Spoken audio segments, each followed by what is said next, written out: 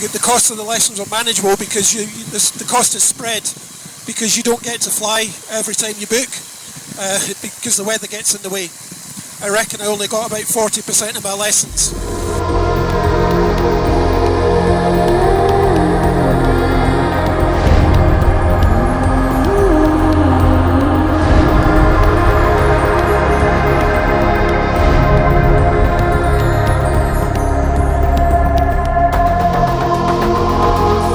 Hi everybody, welcome back to the channel. It's been a manky few days, so we've got a lovely evening tonight, so I thought I'd come out for a wee late flight. And what I'd like to do tonight is just have a chat around my impressions around the whole microlight training and maybe give a few hints and tips on my thoughts on it, so please join me. Hello there.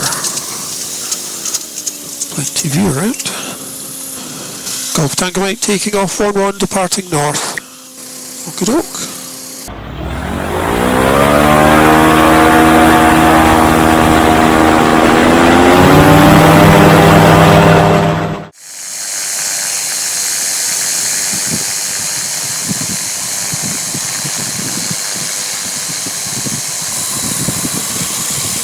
So, what I was going to talk to you about on this little flight tonight was about the whole microlight training process. So let's talk about lessons themselves, talking about spreading the cost and so on. Because ultimately, lessons are not the cheapest things in the world. So I certainly found that the cost of the lessons are manageable because the cost is spread because you don't get to fly every time you book. Because the weather gets in the way.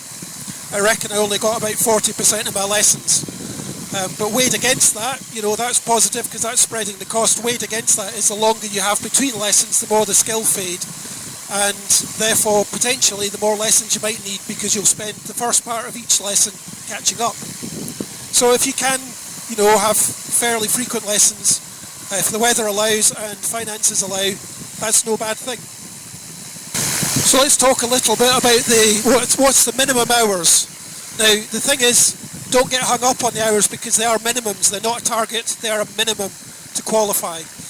So the minimum hours, total flying hours, is 25. 10 of those hours must be solo. 5 of those hours must be to do with navigation exercises. And 3 of those 5 hours must be solo navigation exercises. So you can see that actually to nail it bang on 25 hours would be quite hard because you'd have to have hit the solo point by 15 hours and every navigation exercise would have to go absolutely swimmingly. So the temptation for a lot of people, myself included, is to look at some kind of flight simulator because when you're at home wishing you could fly but the weather's not letting you, you're tempted to do something like that. But there aren't really any good ones I've found, and because of the control mechanism of a FlexWing is quite unique. Most sims don't cater to that. So the cheapest simulator is your imagination. Grab a broomstick or a golf club or something, and close your eyes, sit down and then close your eyes, and just use your imagination. Picture what you're doing, picture how you're flying, picture the control movements. That's about the best I can recommend. But that kind of broomstick practice is no bad thing. So things you might want to consider investing in. A good flight suit. You'll probably be able to borrow the one from the school, but ultimately it's going to be well used and they're not that expensive, to be honest. Maybe I think that because I'm used to motorcycle gear, which is expensive. But, under 200 quid for a flight suit, and they're toasty warm and lovely and new and, fantastic. And you can actually get them made to measure as well. The other thing to consider is getting your flight helmet. Now that's more expensive. I chose the Flycom because, that was the system on my instructor's plane, and by sheer good luck, that was the same system that's on the aircraft of the syndicate I bought into. There is another system, microavionics, so depending on the aircraft, but there are adapters you can get, so if you've got one system you can use an adapter and still use the other. So the Flycom helmets are not cheap. You're in the £500 to £600 mark, which is a little bit eye-watering. But then, you know, it's an investment, and it should last you many, many, many, many years. The other thing you'll need is, you know, warm gloves, warm shoes. For the winter, I've got Gerbing heated gloves, which I can run off the 12-volt system of the aircraft. For summer, I've got these. They're actually sold as yachting gloves by Decathlon, I think. But because they've got a nice little loop for your wrist, that's ideal. So good winter gloves probably are no bad thing, because it does get cold up here. It's quite warm on the ground, but it ain't warm up here. Kind of at just over 3,500 feet. So good gloves. And I also find nice warm shoes are a bonus, but you don't want big clumpy thick ones, because you might struggle with the foot pedals. The other thing you'll have to invest in are charts, and I'll maybe have a chat about them when I can show them. East Forestry traffic, Golf Charlie Echo Tango Mike is 3 miles to the northeast, 2,000 feet inbound.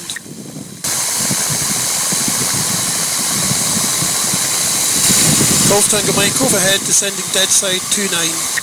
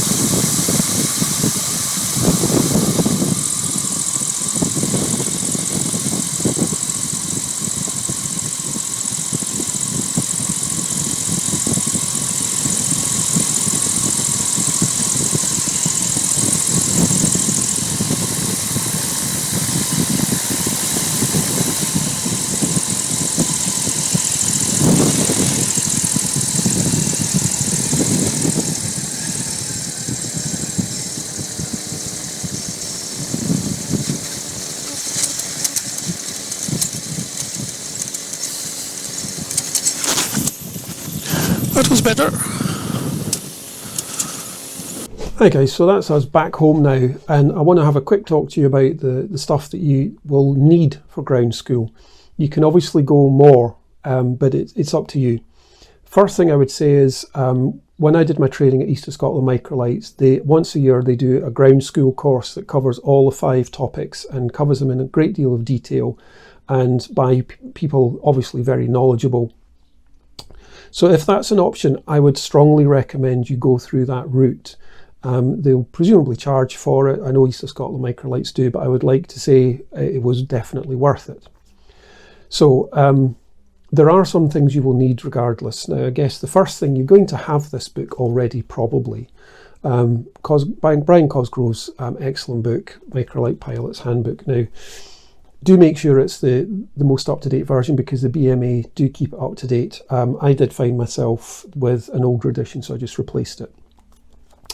The good news is that you know, there are other options out there in terms of textbooks. There is a Erlaw for Microlight Pilots textbook, which Jeff Wayhill did. Now, it's quite hard to get an up-to-date version, I believe. I managed to get hold of an older one. It's a little bit out of date. You don't really need it. Having done the ground school with East of Scotland Microlights, there was no need for me to refer to it. What you can get though, and the good news is it's free and you can download it, is the Skyway code from the CAA. Now, you can keep it on, you download it for free, and it's an Adobe document PDF. And likewise, there's another really useful one you can get called Get Met from the Met Office, which will explain all the different codes and things that you need to know for the air charts and stuff that they produce. And the only other thing you will need to get at some point is an appropriate air chart. And it's entirely up to yourself which ones you go for, but I'll just outline the two things that you need to be aware of. There are two types of charts. Here I've got the 1 to 500,000 one for the southern Scotland area, or Scotland in fact. The other type you can get is the 1 to 250,000. Let's see if this one will show on camera, because it's in its bag. Quite a different scale, obviously. There are two things you need to be aware of. One is that the 1 to 250,000 is great for local flying, but you're not going to fit enough map on the page, as it were, for a longer flight. But in terms of detail for local flying, they're fantastic. But they don't show airspace above 5,000 feet, so there can be corridors, air corridors above you, which that chart doesn't show you. You may be flying over some high ground, which might put you likely to go above 5,000 feet, in which case you really should have had a look at the 500,000, 1 to 500,000, because that does document all of that. The other thing to be mindful of is that the air charts are updated regularly, roughly once every 1 to 2 years.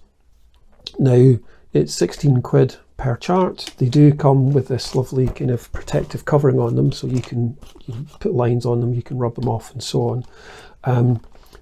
You'll end up folding them to fit them into the chart carrier. If you go for the 1 to 250,000, that's great, but as I said, you'll struggle to cover a longer flight on the chart itself in terms of what you can see. But also, you'll have to keep them updated, because the law does actually require you to have an up-to-date chart. Now, on the 1 to 50,000, 1 to 500,000, there are 3 charts that cover the whole of the UK. But for the 1 to 250,000, there are 8 charts. And at 16 quid a chart, you can do the math about how much it's going to cost you to keep these up to date. So my preference personally is to have the 1 to 250,000 for my local area, and for the rest of the UK is going to be the 1 to 500,000. So you'll need the proper flight school type protractor. You can get them from Poolies, and likewise the ruler that you need is also is specific for these charts.